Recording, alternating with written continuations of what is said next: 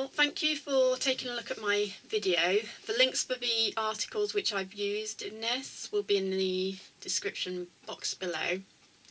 I've decided to go over some of the podcasts which I've done on Podbean, and you'll find me on Podbean under Social Free State, the same username. This one's about microaggressions. Now, someone like myself who would be considered marginalised group, in so that I have had a long-term and ongoing health condition throughout my life, and it's ongoing. So I fit into the category of disability. So on that basis, you would imagine that someone in my situation would probably appreciate microaggressions and the acknowledgement of them.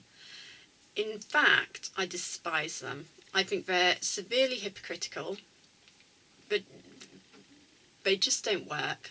And I believe that they are detrimental on society, and I believe that microaggressions also had a part to play in my role of not reporting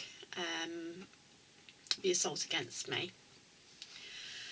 So a microaggression is defined as a comment or action that subtly and often unconsciously or unintentionally expresses a prejudiced attitude toward a member of a marginalised group, such as racial minority. You might find it against people of, regarding sexuality or gender as well. You know, you get that mansplaining thing now these days, if you believe that. So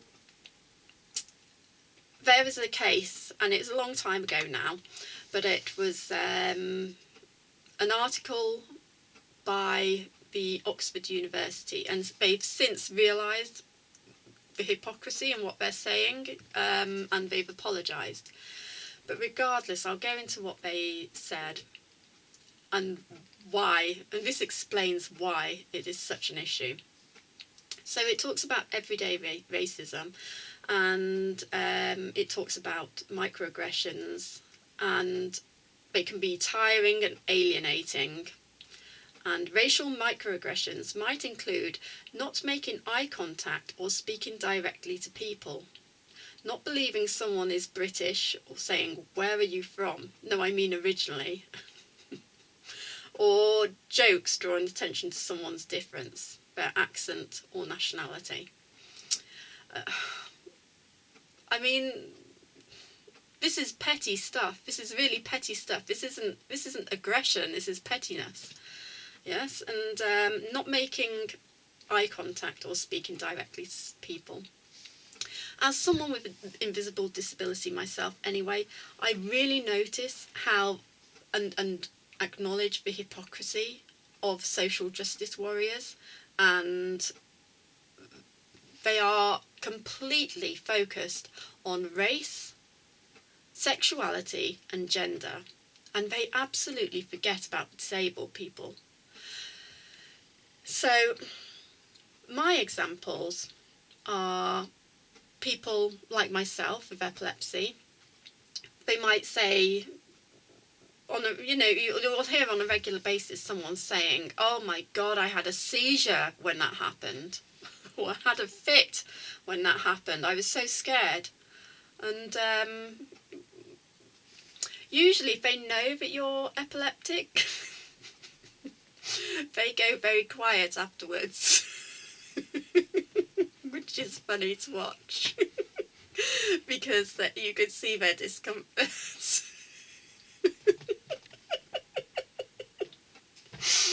Which is hilarious.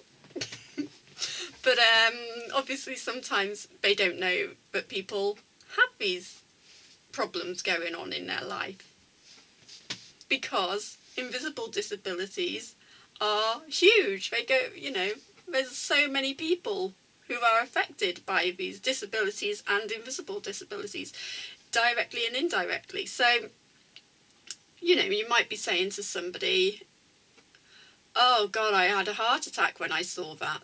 And quite literally, they may well have had a heart attack themselves and don't quite appreciate that phrase.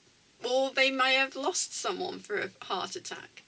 I mean, if you're going to apply microaggressions, you have to apply them equally. And that's literally impossible with the idea of disabilities, because they are so invisible these days. You know, there's depression. When you've had a very bad day, often you'll hear someone say, "Oh God, I'm depressed." And they're not depressed, they've had a bad day. But, you know, what are you going to do? Are you going to stop people speaking? Anyway, I laugh at all this because it's obviously got out of control. It's causing mayhem in society. And obviously, social justice warriors think they're doing well-meaning things, and I'm sure they are well-meaning, but it's incredibly stupid. I mean, it's not thought through at all. And these absolutely only focus on 3 issues.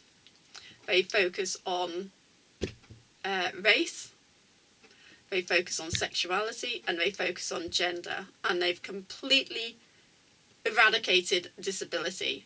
Probably because it does cause issues for their agenda with microaggressions. Now, what happened with the Oxford University and why they apologised is because when it makes the statement not making eye contact or speaking directly to people was a micro-racial aggression, people explained that actually this is discriminating people with autism. How are people with autism meant to deal with this situation? Are they, you know, is it fair for them to be cast as racist? And of course it isn't. And this is why it's such an issue, these microaggressions. And having experienced stigma myself, and I know that people of different races hate me speaking about my stigma, because I think that there are certain groups who feel perhaps that only they can have felt stigma towards them. A white person could never feel stigma towards them. But of course, you know, when they realise that actually someone who is white can face stigma, it's not the right kind of stigma.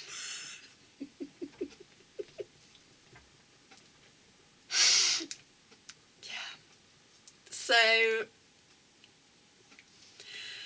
another issue with microaggressions is that, again, it caused me a lot of issues with weighing up whether to report the assault against me. You know, am I racist if I mention that the man is Asian? You know, I could well be. You don't know in this day and age, do you? Nothing makes sense. And I'm trying to make sense of everything, and I just can't. And I suppose this is why I'm talking out about it, because I'm hoping that you can tell me what you think about all of this, because I'm lost on it. It's lost on me. I don't understand it, and I'm incredibly confused by this massive change in society. So tell me what you think. And if you like what I've said, please like and share what I'm discussing. And we'll talk about more another time. Thank you very much.